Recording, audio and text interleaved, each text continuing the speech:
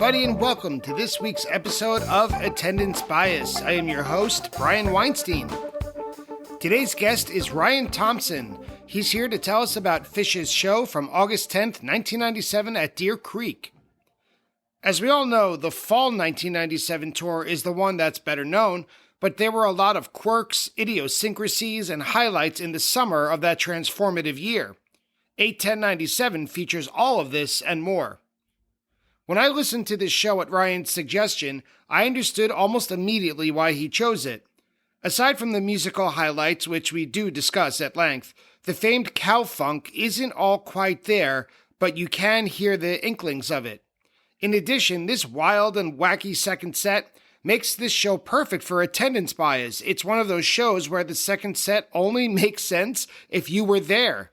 Summer 97 had a few of those moments in the years before webcasting, when the listener had to picture what was happening on stage because the audio recording alone couldn't do it justice. It's lived in our heads for so long, unless, of course, you hear someone tell you what was going on. And that's the case today. So let's join Ryan Thompson to talk about Tinley Park, King Crimson, and Phish's show from August 10th, 1997 at Deer Creek. Ryan, welcome to Attendance Bias. Thanks for being here. Hey, thanks, Brian. Happy to be here. I'm happy to have you. You picked a show today, August 10th, 1997, that, for better or worse, has lived in my mind for a long time. And I only say for worse because of a certain segment that we'll get to, because I'm never sure what it looked like. And we weren't as lucky as, say, a show like July 21st, 97, where now with Dinner and a Movie, we could see all the craziness. That sounds a little weird when you're on recording, but there's some craziness in this show that I can't wait to hear about. So again, that's August 10th, 97 at Deer Creek in Noblesville, a venue which I have yet to visit. Are you from the Midwest? Do you go there frequently? Yeah, I'm from Northern Indiana, and I've been to Deer Creek quite a few times, probably 40, 50 times, about 2.5 hours away. Saw the Dead from 93 until 95, and then Phish from 95 until 2000, I think every show. But yeah, very, very familiar with Deer Creek. My impression of it is that it's just a huge big cornfield, and all of a sudden you're in front of an amphitheater. Is that accurate? That's very accurate. Yeah, it's and now that's not the case. There's like hotels and shopping centers, and it's extremely weird. I went back to Deer Creek in 2016. I saw Phish there, and it'd been like 15, 16 years, and I couldn't believe what it looked like, because it used to be literally nothing, campgrounds, and all the farmers would open their land up for camping and, with the camp with the corn, I guess. Yeah, so the town of Noblesville has kind of grown up around this venue, is what it sounds like. Very, very much so, yeah. All right, well, we'll get into Deer Creek. We'll get in what it was like to be there, because late summer in the Midwest, I have to imagine, is extremely hot. Usually on the East Coast, it gets pretty humid. So I'm curious to see if that's what it was like there. But before we get to the weather, let's get to you as a fan for the Attendance Bias Lightning Round. Attendance Bias Lightning Round. So, Ryan, when was your first Phish show, and what do you remember from it? The first one was August 14th, 1993, Tinley Park. Used to be called the World Theater. Now I think it's 8 different names since then. It's actually it's a classic show. You're familiar with it? Oh, right? very much so. I had it on tape before it was released on Live Phish. What is it? Yeah. Is it an antelope that goes all the way through the show? Yep. The second set is Run Like an Antelope, or at least the 2/3 of the second set. It's segueing back and forth from Antelope to other stuff. But I remember it raining, and it was maybe half the venue, like half the tickets were sold. So they just let everybody go in the amphitheater towards the end. And I remember that. It was nice. That's fun. Yeah, that is a classic show. And what I loved about it, too, before it was released on Live Phish and before the music, that it was an easy, accessible tape. Yeah, everyone had that tape, and the sound quality was excellent because 1993, it wasn't, for example, this show, a big outdoor shed. The Tinley Park is it a small venue, or is it just a huge venue that had a small crowd that day? I would say it's very comparable to Deer Creek. I think Deer Creek holds like 30,000 people. I could be wrong about that, and I would guess the world is like closer to 20. It's my guess. So, And from what I've heard from Tinley Park is that its audio quality is not very good. Like that it's metallic. Is that true too? correct. Yeah, we just went there a couple of years ago to see another show, and I was like, yeah, this place kind of sucks. That's why nobody goes there anymore. But So for your first show, who were you with? What was it like? What led you there? so I had an older friend that I was 15, and I had a friend who was 17, and he would take me to a couple Dead shows. He'd taken me a couple Dead shows before then, and dragged me to a Phish show. Never really heard of him. I take it back. I think he played Junta for me, so that was it going into the show. So I knew nothing. I was going in blank. That's sometimes the best way to do it. I've Yeah. taken a lot of people there to totally blank. But forget about 1993. Let's fast forward a bit. What was your Okay. most recent show? And what did you think of it? Well, it was the Pine Knob show from last year that you just did with Jovi. And so thanks for that, by the way, having me follow that cuteness. Oh, well, thank them. They reached Yeah. out to me. It was nothing but a pleasure on my end. Yeah, it was great. It was a fun time. It was obviously rained out. Everybody knows about that. They only did like one long set, but it was just turning a whole bunch of lemons into a lot of lemonade, man. It was a lot of fun. It was a really good time.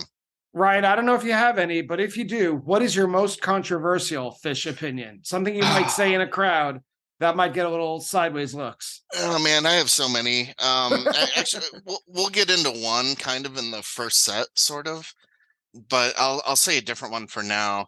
I have a list of them here, so I'm gonna go with this. I'm gonna go with this one. I cannot stand the song "Light."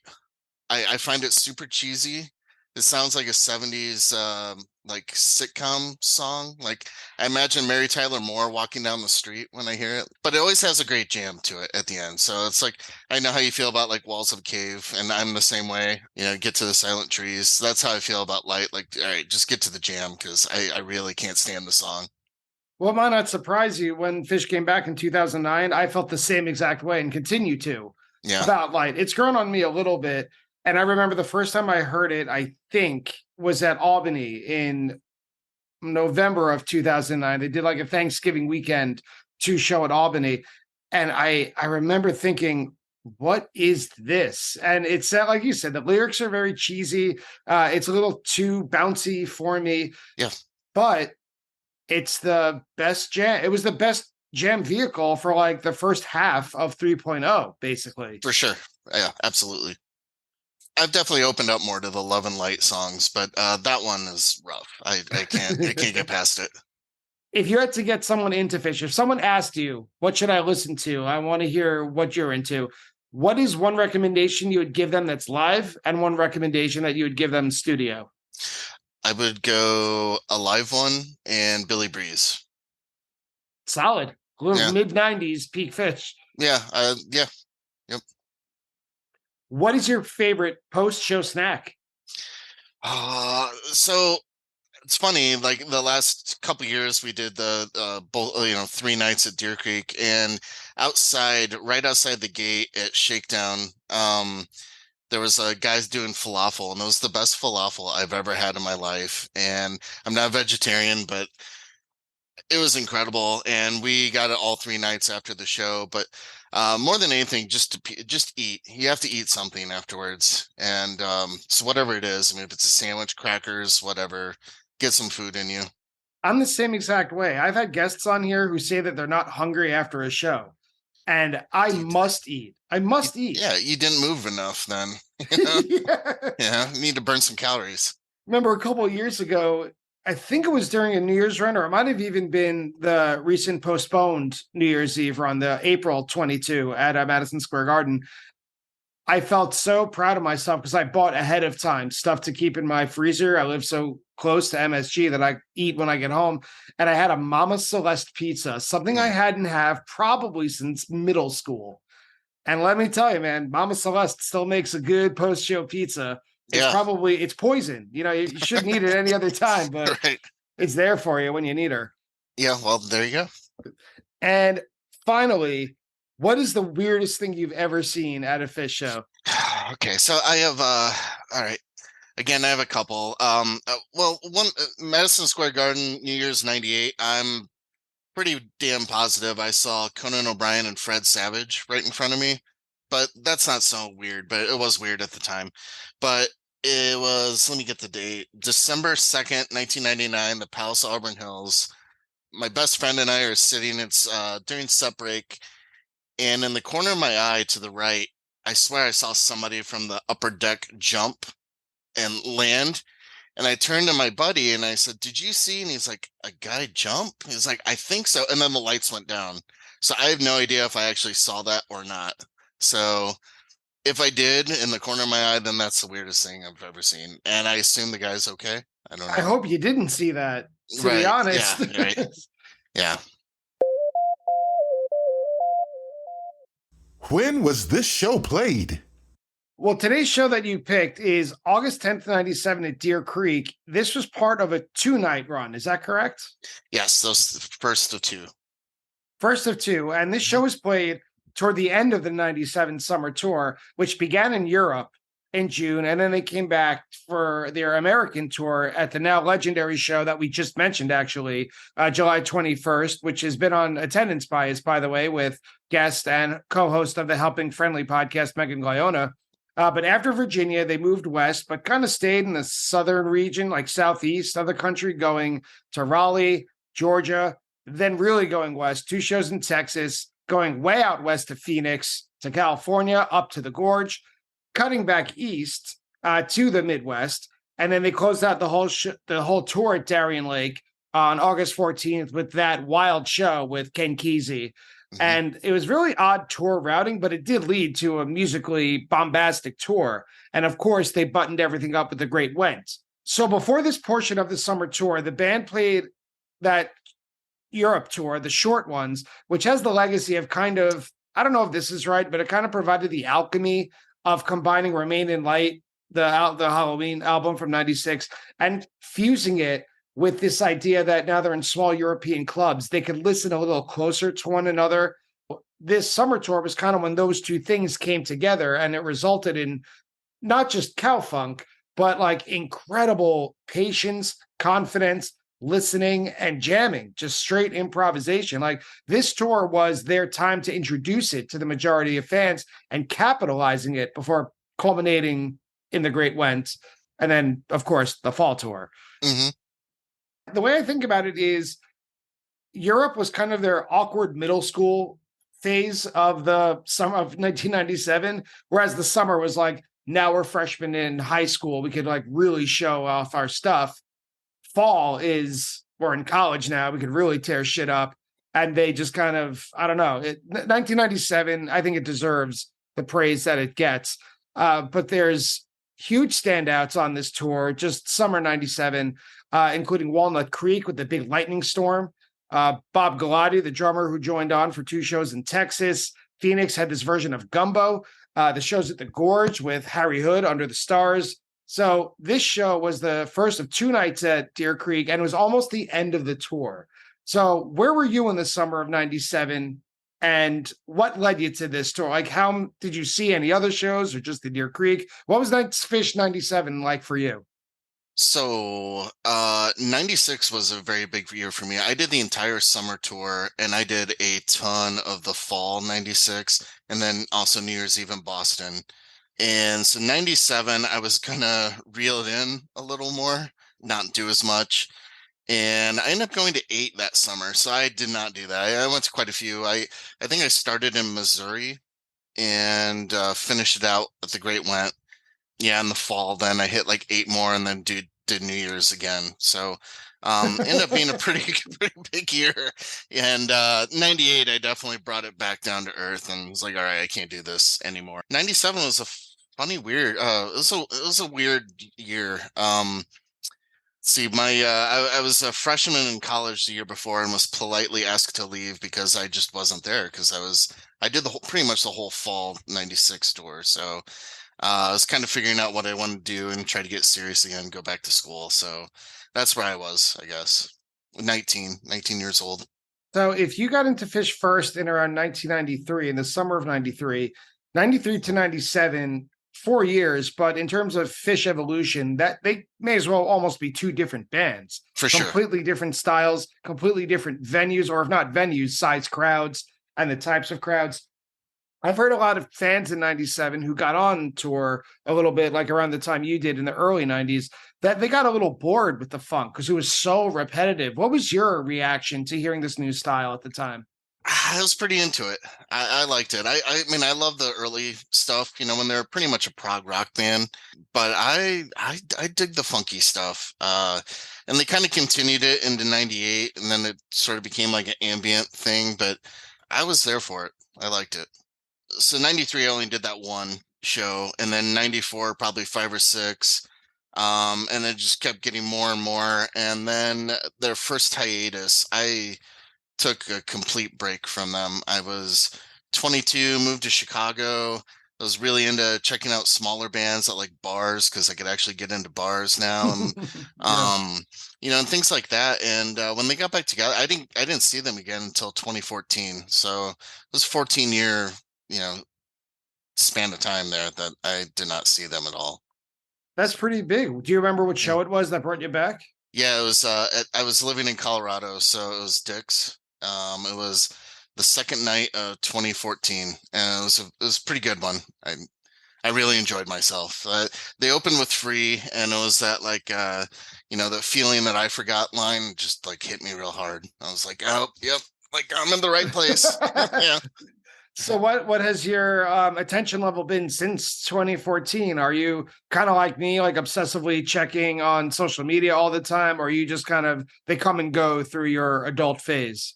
Yeah, so I still definitely pay attention. Checking out set list every night. I just do the YouTube thing, where they the first song of the each set, and probably go to like 4 a year. So, and I almost enjoy that so much more. I feel like I appreciate them so much more just seeing them a few times a year, and we'll kind of get into that a little bit because in the past there'd be songs I'd hear and like, oh, this one again, and now I'm all for it. I love them all except for Light. It's funny that you say you appreciate them more now. And when I say funny, I'm not laughing at it. It's just crazy in this time warp kind of sense. Like if you think back to when the early and mid 90s, if you could time travel from now to back then and tell yourself in the future, you'll be able to literally see a professionally produced Phish concert every night that they're playing by staying at home on your couch. And not only that, but you'll have a square in your pocket that you could press a couple buttons and listen to any show they've ever played that's been recorded. But now it's more precious. Yeah. Yeah. It is. I mean, being there live is different than watching it on TV on your couch. I mean, it's fun. It's great that you can do that. It's great that you can listen to it on your phone whenever you want. But being there is different, and I think it is better to, not go to 30 a year. I don't know. Well, let me ask you, speaking of going to so many shows in a year like you were in 97 and 98 and 96, it sure sounds like, of all the shows you've been to, why did you pick August 10th, 97 at Deer Creek? Why do you have attendance bias toward this show?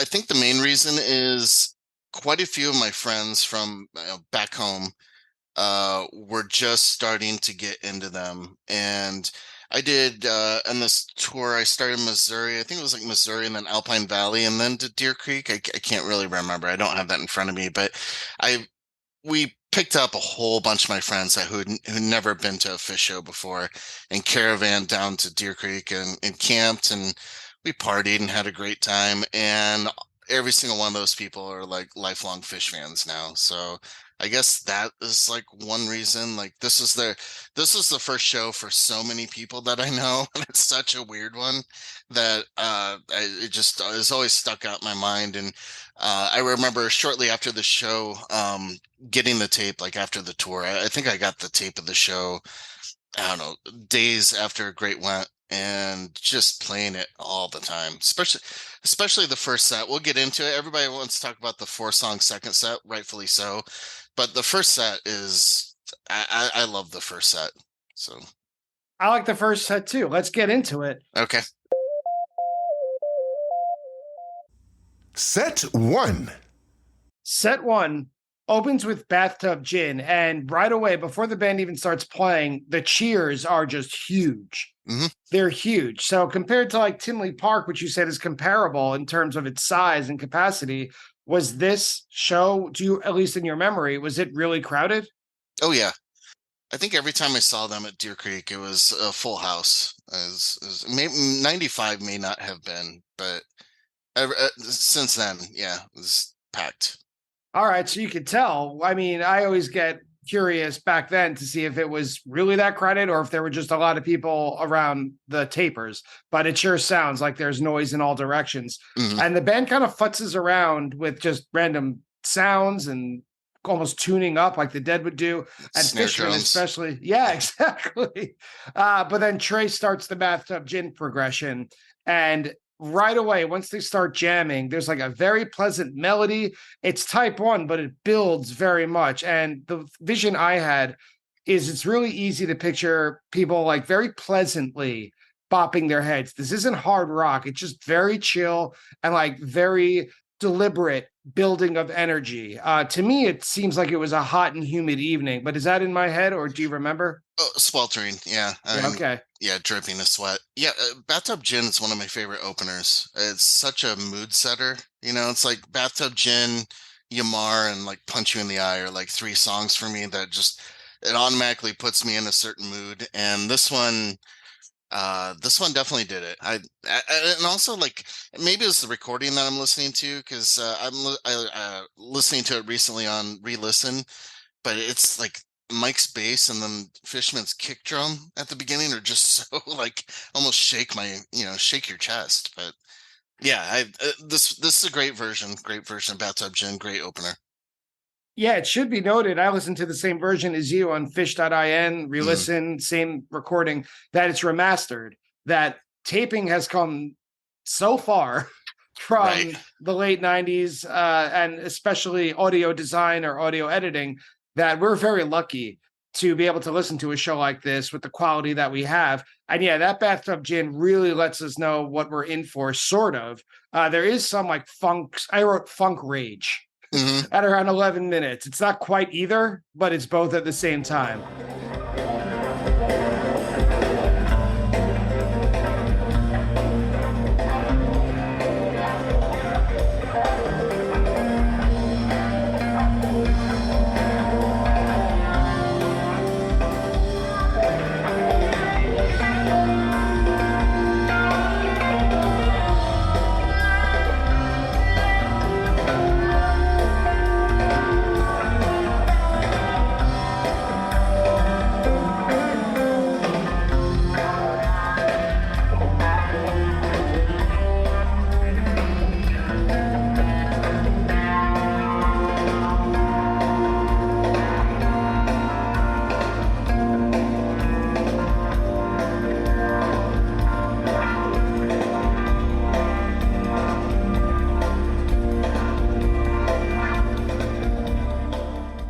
Right, and it's like right at the end of the song, right? Right, it's at 11 minutes. Yeah.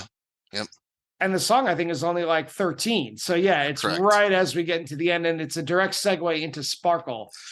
Right, and like you put like direct and it is a direct segue, but I in my notes I wrote DJ fade, and that's kind of like the kind of fade out bathtub, and then like Sparkle comes in, and it's kind of cool.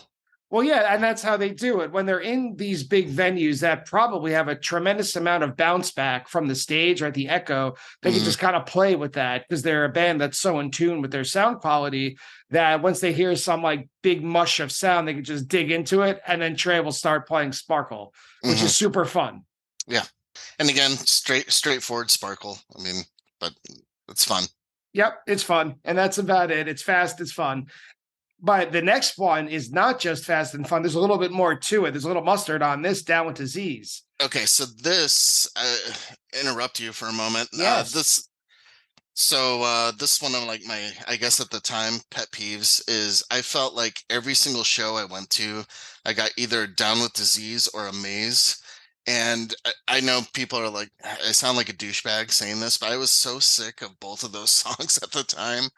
But this one's a rager, and it's only like 12, 13 minutes long or something. but it's like real intense and like fiery, and I mean just full of piss and vinegar. And I really really love this version. But anyways, I just remember at the time like, oh, Down with Disease, and then by the end like, oh, that was I could hear that more. You were what you said, around 19 years old Yeah, at this time. I think every 19-year-old feels that way. You could pick up generic 19-year-old Phish fan and drop him or her into any era of the band, and they'll say, "Oh, too many repeats." Right. I don't think that's exclusive to you, but Well, I understand how that feels too. I haven't even looked, but I can probably guarantee you the show after they played Maze, just because I was there. Like, I would bet the farm on it. No pun intended.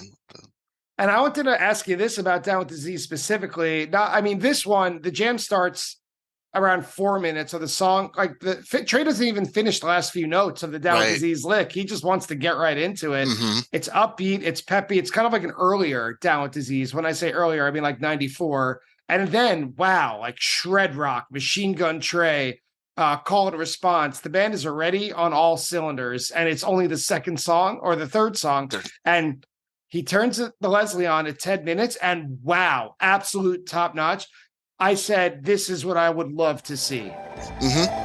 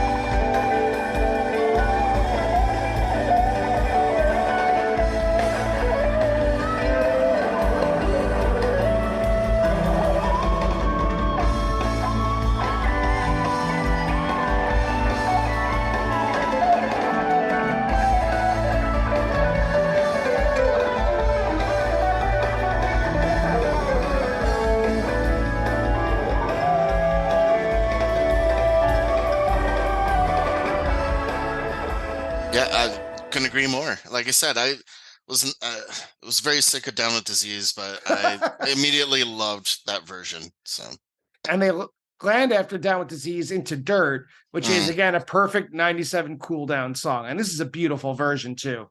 Yeah, it's probably my favorite ballad of theirs. It's definitely one of them for sure. It's in my top 3.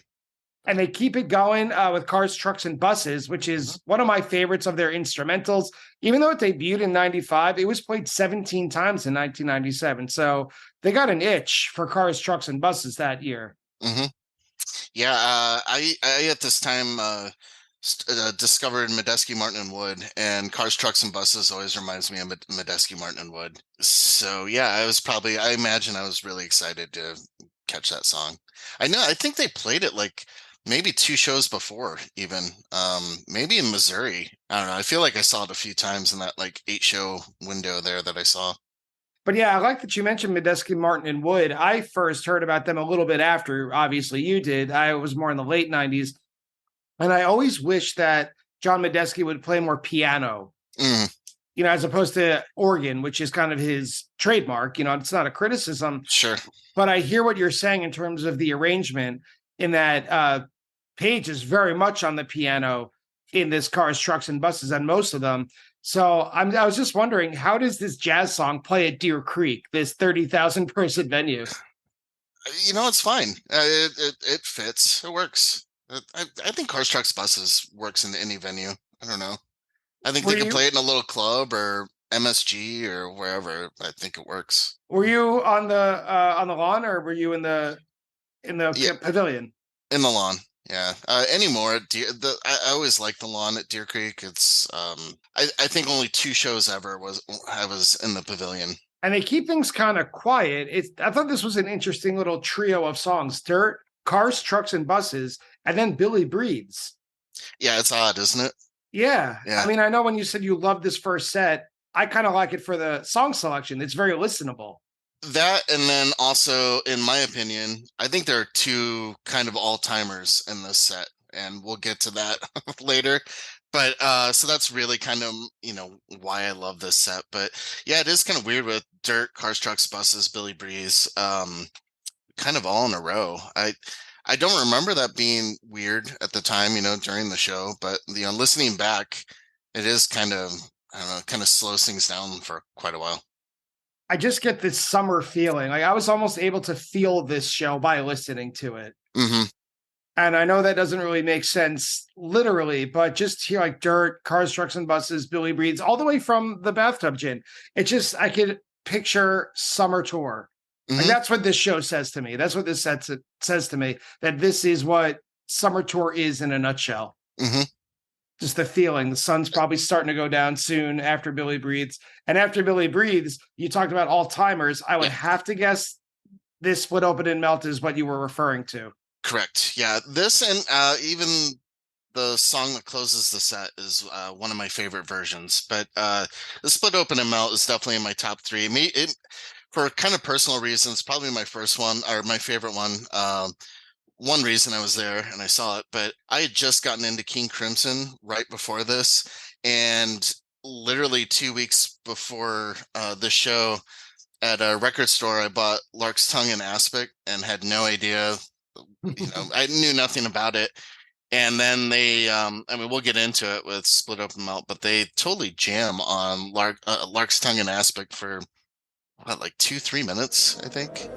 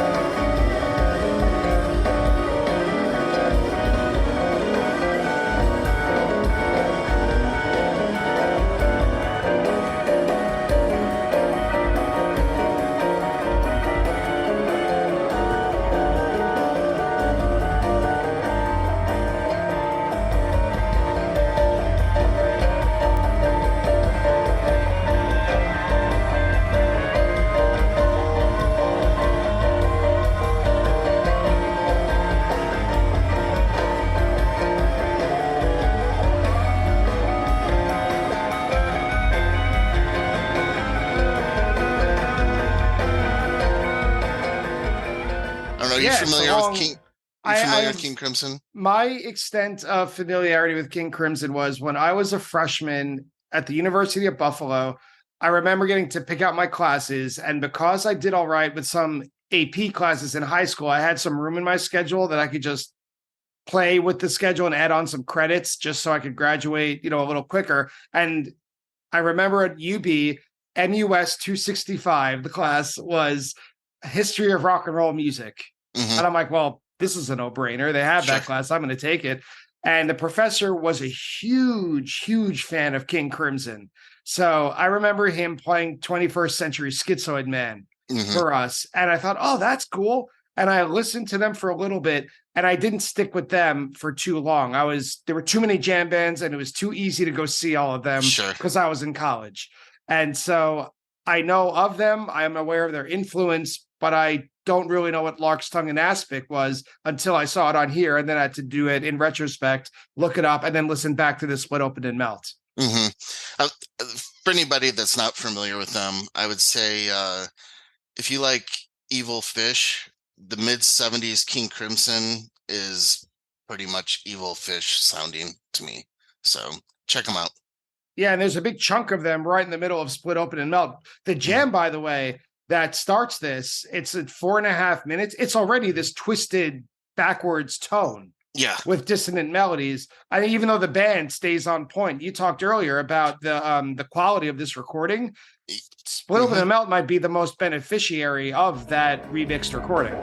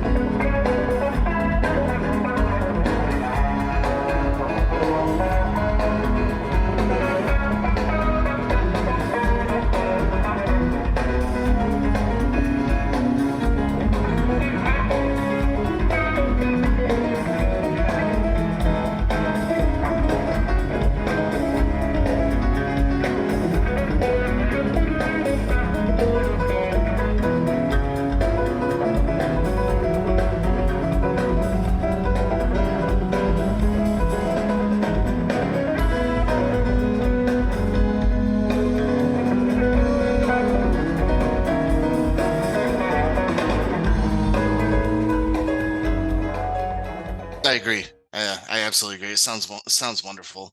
It's just a very odd version of the song. I mean, they're pretty much all Split Open and Melts are odd, but it's a really weird one.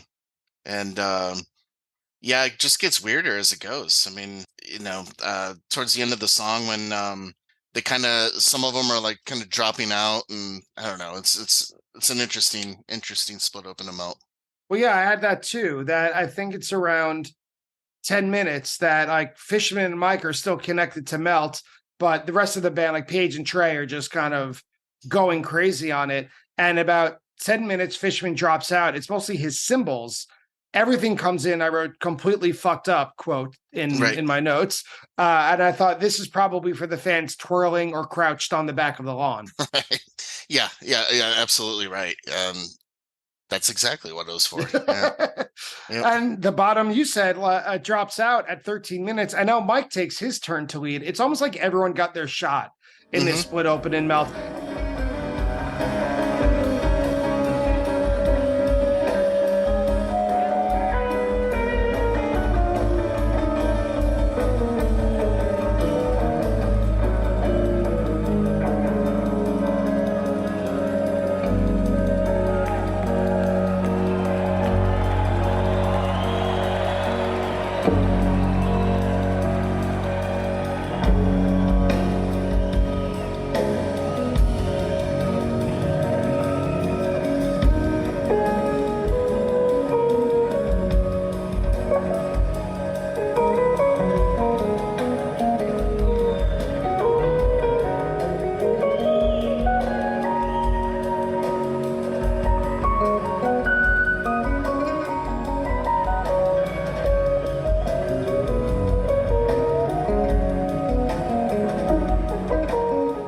It's so weird, like you said, but it's always recognizable as this song.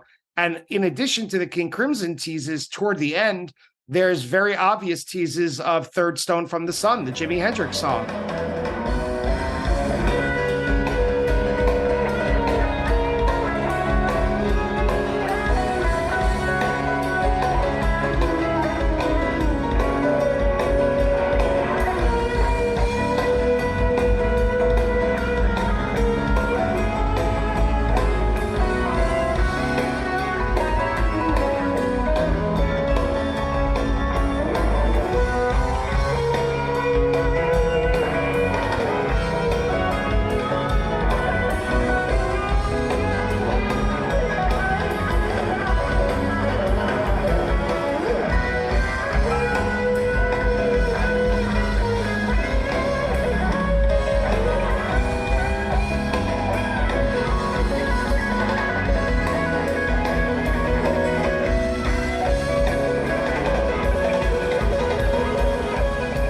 And I think that is probably the one song that I've heard teased. Well, probably San Jose, but I never even realized I'm hearing San Jose. But Third Stone from the Sun, I think I've heard that teased like 10 times, I feel like.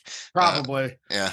And my favorite thing about that tease, though, is Trey is playing it right over the rhythm of Split Open and Melt, which is off kilter. I forget the time signature, but it's weird. Yeah. But he's able to keep his place on this Jimi Hendrix riff, and it's just this fusing. This is the stuff I fell in love with Phish. You can tell I'm getting excited. Right. Well, it's kind of an uncomfortable feeling, you know. Yeah. I don't know. It's interesting. I like it. It is. It's something that you know, something you're not sure about, all at the same time. Mm-hmm.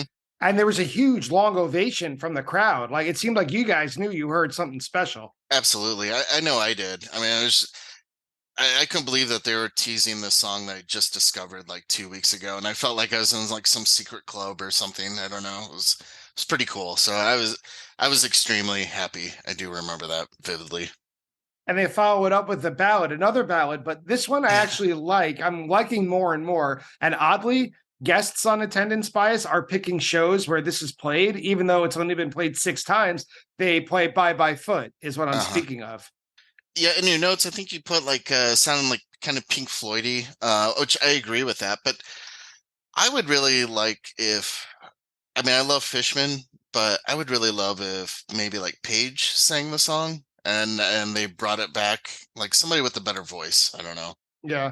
Well, his voice is better now because they played it in 2019 and 2021. So it actually sounds like a real song. Yeah, but I love that little song. It's adorable. It is adorable. I looked it up afterward when I was recently talking to a guest who picked a show with it. And my first thought was kind of like Animals. To me, it's kind of like Pigs on the Wing. It's like a soft, sweet love song that is actually quite simplistic, but meaningful. And on Phish.net, it's described as like Syd Barrett kind of childlike curiosity. You called it adorable. That's what reminded me of it. Yeah, that sounds about right. It does kind of sound more like Pink or lyrically and everything like a Syd Barrett song for sure. And then there's Ginseng Sullivan, and I wrote, this is a weird set. It is. Split Open and Melt absolutely rage and twisted everybody's head, but now you're on like the most straightforward genre there is of bluegrass.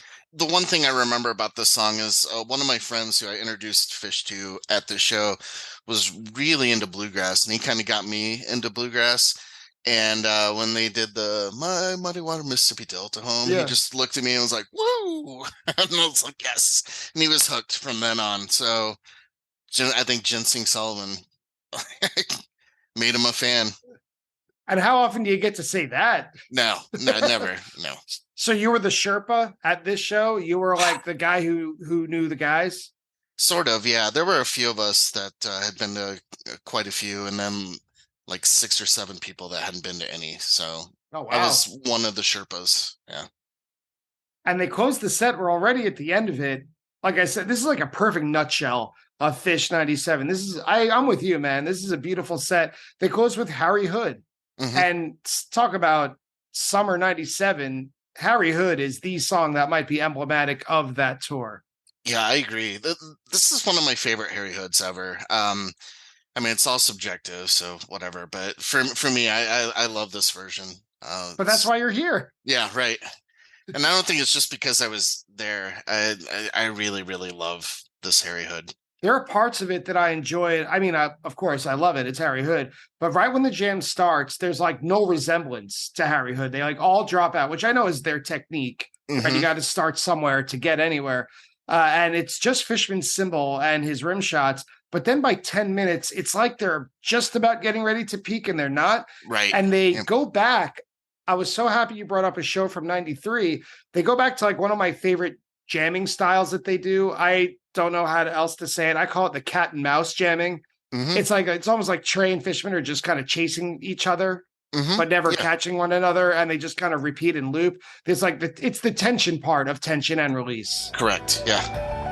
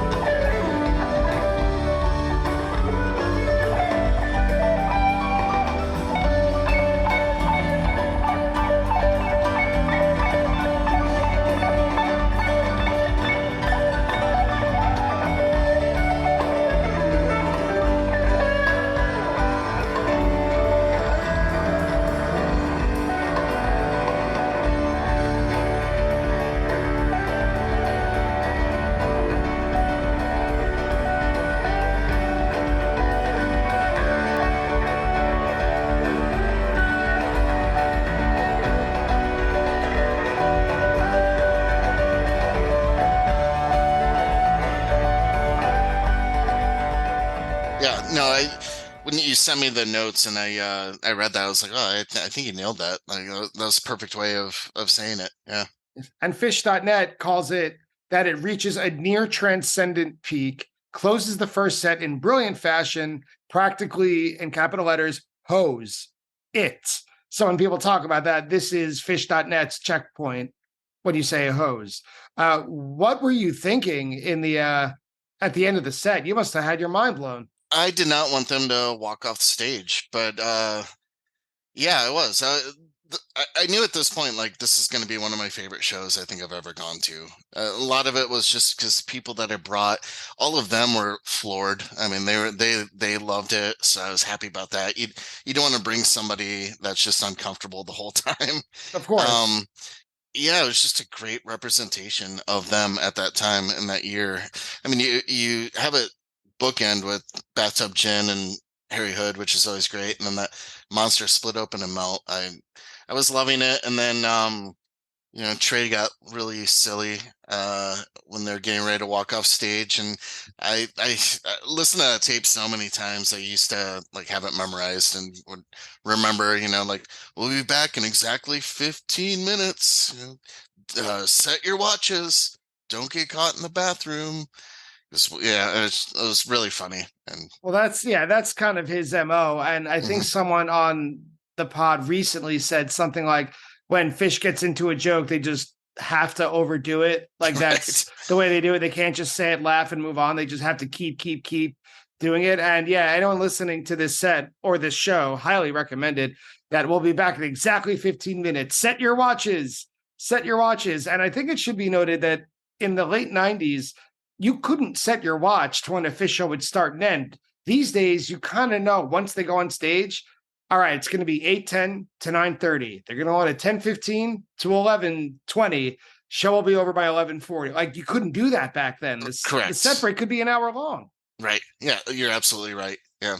And we always said, why do they always lie to us? Yeah. What's the joke? Yeah.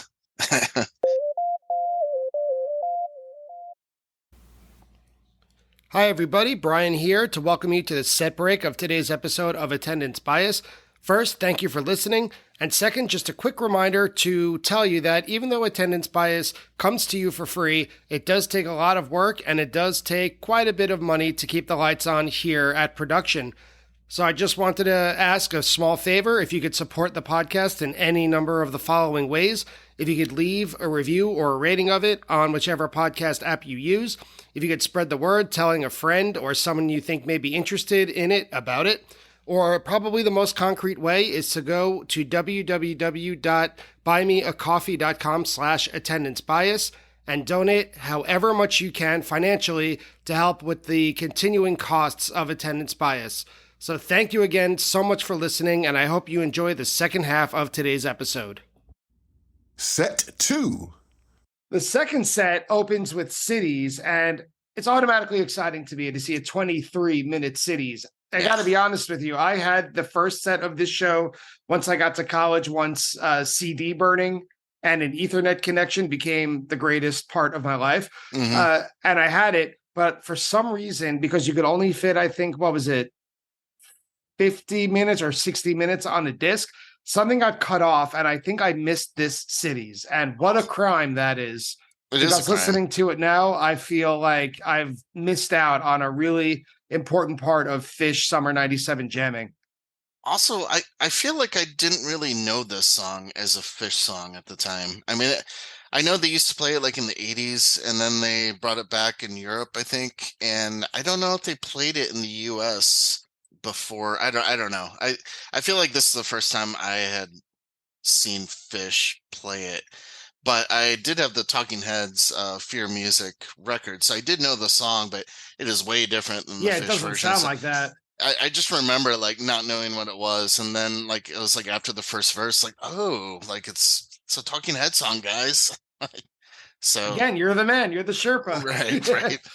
And this is kind of, at least in my opinion, this is the first time that we get a smell or a sense of that funk that would fully flower and capitalize in the fall. And this Cities is not really a long funk groove as we would come to associate with 1997, but it's layered and it's vamping for a long time. And that you almost go outside yourself to the point where you almost forget you're at a Phish concert. You're just like in this closed bubble with however many thousands other of people on the same level. It's such joy to listen to, and it's such a close your eyes and zone out for a while kind of jam.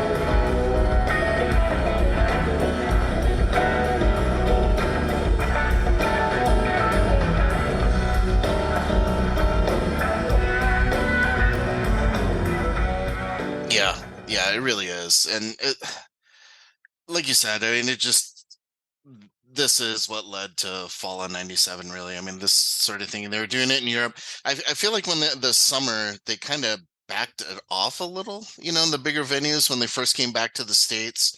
And then in the fall, they're like, well, screw it. We'll just go and we'll do it. But yeah, this is the one like funk jam. And a lot of people are probably like staring at their shoes, at this point, but I was into it. So I loved it.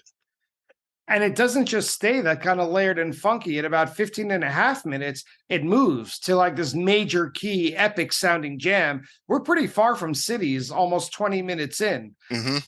And then in my notes, I wrote, it's all rhythm with a piano lead. If you haven't heard this before, capital letters, listen now. Mm-hmm. At 21 minutes, I thought this sounds like something you might hear in 2013 or 2019. It's so patient and mature.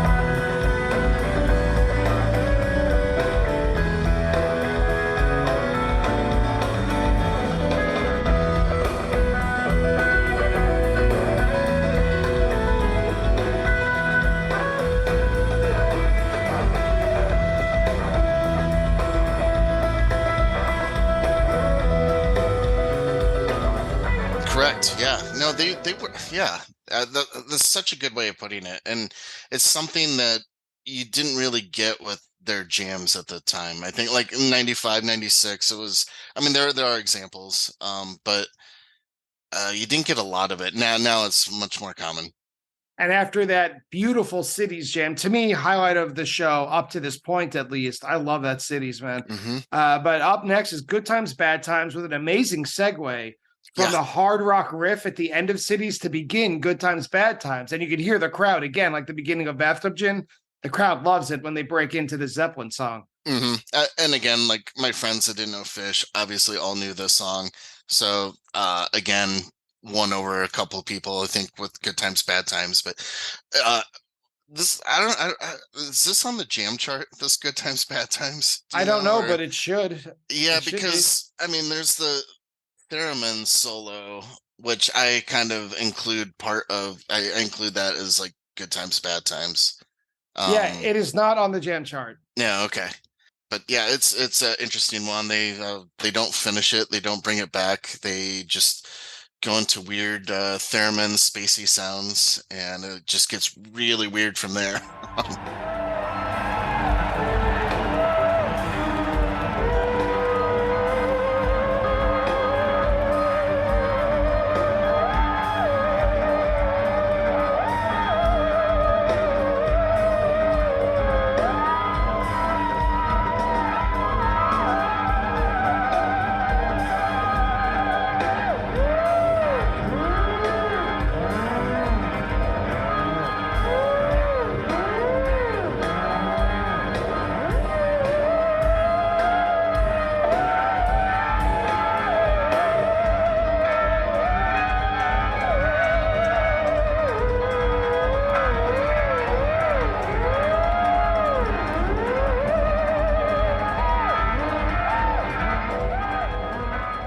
Yeah, it's really weird. I mean, it starts obviously good. Like you said, your friends knew it. Everyone who listens to 70s classic rock knows it.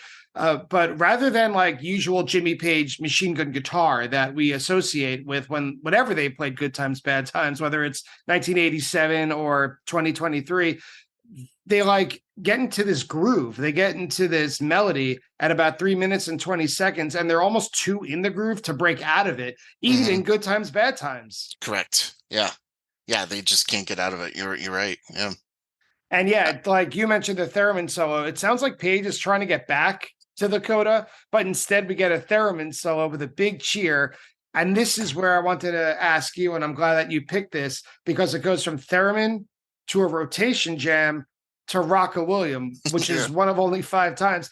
And this is tough listening if you're either not in on the joke or you don't know these songs, because it's just, you had to be, like, literally when people say you had to be there, you had to be there. Yeah, and keep in mind, I mean, by the time they get to Rocka William, we're like 40 minutes into the set. We haven't even played a Phish song yet, you know? Right. Like, you know, and then the first one's Rocka William, and that's odd, but yeah, the rotation jam, hard to listen to, kind of. It's definitely an attendance bias thing. It's fun to be there and to watch it. I can't exactly remember who was playing what. I'm pretty sure Trey was on drums. I think Mike was playing piano, if I remember right. Fishman on guitar, which is kind of funny. And then I do remember Page playing the bass, but he was playing Mike's bass like an upright. He had it like up. But it's an electric bass. Yeah, but yeah, he had his electric bass, but playing it like upright, like a acoustic bass. I remember when I had the tape, there were like notes on the inside of like who, you know, they Trey started drums, and then you know they had it listed who was playing what. But right, our primitive form of communication before the internet was widespread. Notes on the inside of a J card. That's right. So yeah, Rocka William, which was along with Walfredo, they were kind of a paired group of songs from the '97 European tour, where the band tried to play each other's instruments and expand their own musical ability. Walfredo, well, neither of them really stuck around. Walfredo was played, I think, a little bit later in their career, although Rocka William, I don't think outlasted the summer. No, I think this may be the last performance. But I don't know. I'll look it up. But yeah, it's fun and it's novel, but I also understand why they didn't. At about 4 minutes, these vocals. Yeah. Truly, it's fun if you were there. Well, at the very beginning of the song, you get the lyric about Malachi and the children of the corn, which got a huge cheer. So I'm assuming that's why. Let me see. Rocka William. I can't tell. I'll look it up. I'll see if they played it. Right. Malachi and Children of the Corn. Yeah. Anyway, it's understandable. So the set's already over or close to it, right? So we're what, 4 songs in, you said? Really 3. I mean, Cities, Good Times, Bad Times, and Rocka William. I mean, if you want to break it down to theremin solo and rotation jam, but I kind of just consider those parts of Good Times, Bad Times, you know? Yeah. They're just chunks. Right. So I always consider this a 4-song set. Yeah. But yeah, and a weird one too. And they're closing that 4th song is David Bowie, which is pretty awesome. A goofy intro with like full melodies and riffs being played over the hi-hat. And it was funny. I had the Yankees game on while I was listening to this and writing down my notes just in the background. And I kind of zoned out during David Bowie. Yeah. And I looked back and it's like an 8.5-minute intro. Yeah.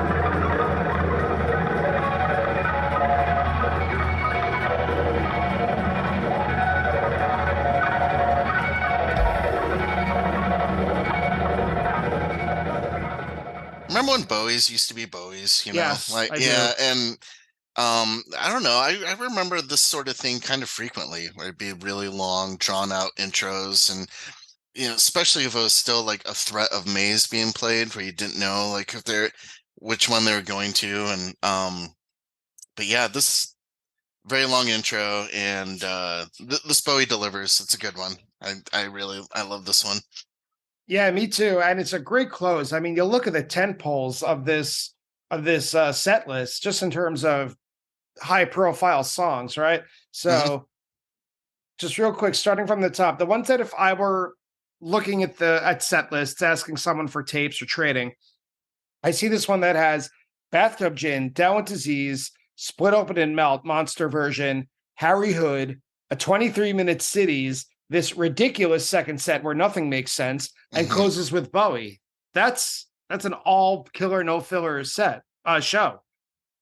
Yeah, it really is. It was a great time, and then the Encore's Cavern to send us back into our cornfield campsite, but a standard cavern. But yeah, no, it's really something. I remember the next night being really good too. I for whatever reason the Deer Creek shows really stood out. Those like 8 shows I went to, and maybe it was probably a lot of it was just with my friends and introducing those people to Phish, and they all got it and loved it. They were all kind of hesitant at first, seeing people dancing, and weren't used to that sort of thing. But then I remember the next night, they were all into it. I wanted to Yeah. ask you just general impressions or quick memories of anything the next night. I remember a guy next to us before they came out was like, they're gonna open with Makasupa Policeman, and we're all like, that's crazy. They're not gonna do that. And they absolutely opened with Makasupa Policeman. So that's like the one thing that I do remember. And then they probably played Maze. That's almost a guarantee. Good point.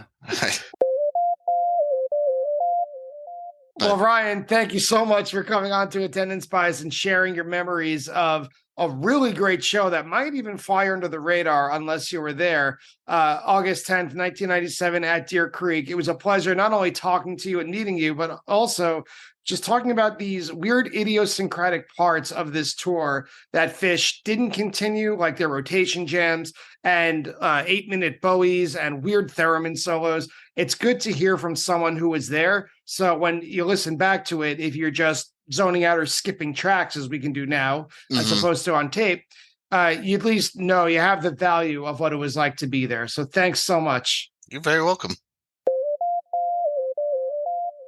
And that's it for today's conversation with Ryan Thompson. But of course, when you're talking to someone who has been seeing Phish since 1993, you're reaching back pretty far, so we gotta make sure we got all of our facts and figures correct with the attendance bias fact check.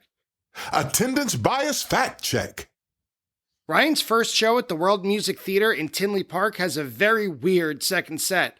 We mentioned that it's kind of dominated by Run Like an Antelope, and the full set list for set 2 is 2001 opener, into Run Like an Antelope, into Sparks, into Walk Away, back into Run Like an Antelope, into Have Mercy, back into Run Like an Antelope, and then there's a whole mess of Phish classics like Mound, Squirming Coil, You Enjoy Myself, Purple Rain. But the bottom line is, this is an amazing show. You should definitely check it out. And the band's archival team obviously recognized the importance of it as it was released as Live Phish 7. The venue, the World Music Theater, is now known as Credit Union 1 Amphitheater and has a capacity of 28,000 people. Phish did play light in Albany in 2009. It was the first set closer on night 1 of the run, November 27, 2009. From December 2nd, 1999 at the Palace at Auburn Hills, I could not find any record of a person jumping from one level of the arena to another, but I suppose it should be noted that the show has been released from the archives on Live Phish. Ryan mentions the show several times in Missouri from this summer 97 tour, but both of us have a hard time nailing down the date and the venue. The show was on August 6, 1997 at the Riverport Amphitheater in Maryland Heights, Missouri. The band did play Cars, Trucks, and Buses at that show, and it also features Page on the theremin. The Down with Disease played at this show was 12 minutes long, and for the record, Maze was played the next night as the second song of the whole show. As for Walfredo and Rocka-William, Ryan was right that this was the last performance of Rocka-William, and Walfredo has been played a total of 7 times, the most recent being October 27, 2014 in San Francisco. And that's it for today's episode. I'd like to thank Ryan Thompson, Phish.net for its help with the fact check, and Phish.in for the remastered recording used in today's episode. If you enjoy Attendance Bias, please leave a rating and a review of the podcast on your favorite podcast app, and you can go to www.buymeacoffee.com/attendancebias and donate anything you possibly can. But thank you again for listening, and I'll see you next time on Attendance Bias.